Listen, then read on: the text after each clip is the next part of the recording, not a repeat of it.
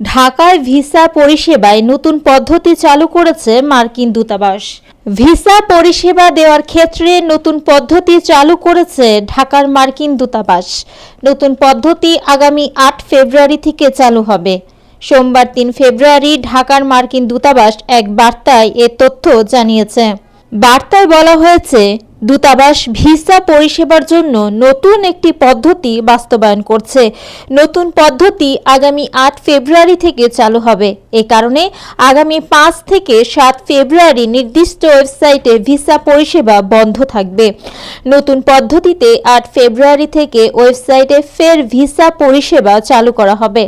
আবেদনকারীদের আগামী ৫ থেকে ৭ ফেব্রুয়ারির মধ্যে সাক্ষাৎকারের সময়সূচি নির্ধারিত।